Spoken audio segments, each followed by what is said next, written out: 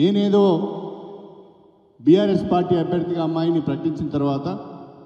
అక్కడి నుంచి డబ్బులు తీసుకొని వచ్చినా అని ఒక మాట కూడా దయచేసి యూట్యూబర్స్ కానీ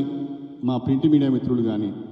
క్రాస్ చెక్ చేసుకోకుండా ప్రచారం చేయొద్దని మాత్రము మీ అందరికీ చేతులెత్తి నమస్కారం చేస్తాను.